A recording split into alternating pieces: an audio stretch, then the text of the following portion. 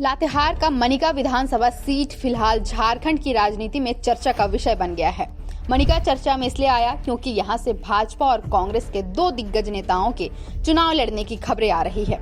संभावना जताई जा रही है कि इस बार कांग्रेस से डॉक्टर रामेश्वर उरांव लोहरदगा छोड़कर मनिका से खुद चुनाव लड़ेंगे या फिर अपने बेटे रोहित का डेब्यू मनिका से करेंगे।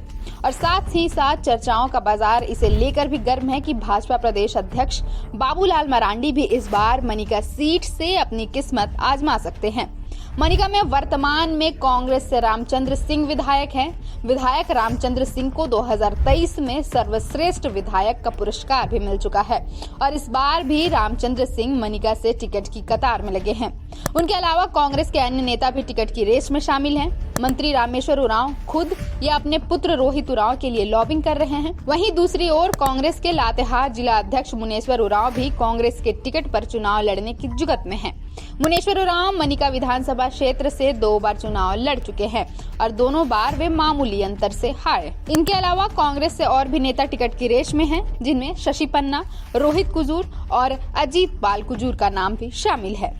रिपोर्ट्स की माने तो राज्य के वित्त मंत्री व लोहरदगा से विधायक डॉक्टर रामेश्वर उरांव इस बार लोहरदगा की जगह मनिका से चुनाव लड़ सकते हैं, क्योंकि लोहरदगा में कांग्रेस के अंदर एक ही गुट की ओर से इनका विरोध किया जा रहा है। इस बात की भी चर्चा तेज है कि रामेश्वर उरांव अपनी बढ़ती उम्र को देखते हुए खुद चुनावी मैदान में नहीं भी उतरे। जानकारों का कहना है कि रामेश्वर उरांव इस बार अपनी राजनीतिक विरासत को पुत्र रोहित उरांव को सौंपने का मन बना रहे हैं। यही कारण है कि मनिका से रोहित उरांव की ओर से भी चुनाव लड़ने की इच्छा जताते हुए कांग्रेस जिला अध्यक्ष को आवेदन दिया गया है, जबकि रामेश्वर उरांव लोहरदगा या मनिका दोनों सीटों से संभावनाओं की तलाश में जुटे हैं। इससे पहले भी रामेश्वर उरांव मनिका से चुनाव लड़ चुके हैं, लेकिन उन्हें जीत नहीं मिली।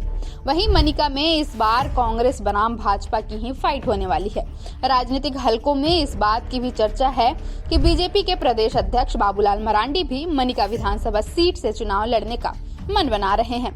साल 2019 के विधानसभा चुनाव में बाबूलाल मरांडी ने सामान्य सीट राजधनवार से झारखंड विकास मोर्चा उम्मीदवार के रूप में जीत हासिल की थी, लेकिन इस बार पार्टी नेताओं की ओर से सभी बड़े आदिवासी नेताओं को अनुसूचित जनजाति के लिए सुरक्षित सीटों से लड़ने की सलाह दी गई है। ऐसी स्थिति में बाबूलाल मरांडी एसटी के लिए सुरक्षित मनिका सीट से भी चुनावी मैदान में उतर सकते हैं।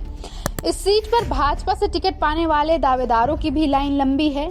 इस बार पूर्व विधायक हरिकृष्ण सिंह और रामदेव सिंह प्रमुख दावेदार हैं। इनके अलावा 1 साल पहले झारखंड मुक्ति मोर्चा छोड़कर भाजपा में शामिल हुए जिला परिषद सदस्य बलवंत सिंह भी भाजपा उम्मीदवार के तौर पर प्रबल दावेदार माने जा रहे हैं। साथ ही बरवाडी के जिला परिषद सदस्य कन्हाई सिंह भी हाल ही में भाजपा में शामिल हुए हैं।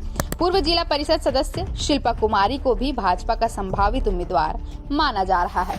हालांकि अब टिकट किसे मिलेगा ये तो आला कमान ही तय करेगा, लेकिन इस सीट से कांग्रेस के साथ साथ राजद भी अपने प्रत्याशी उतारने की तैयारी में है। अब इंडिया गठबंधन में सीट को लेकर पेच फंसने की संभावना जताई जा रही है। मनिका सीट के इतिहास पर एक नजर डालें तो 2005 में यहां से रामचंद्र सिंह राजद के टिकट से जीते। 2009 के चुनाव में भाजपा से हरिकृष्ण सिंह जीते। 2014 के विधानसभा चुनाव में भाजपा से हरिकृष्ण सिंह दोबारा जीते। 2019 में रामचंद्र सिंह कांग्रेस की टिकट से जीते। अब 2024 में मनिका से कौन बाजी मारता है ये तो चुनावी नतीजों के बाद ही पता चल पाएगा।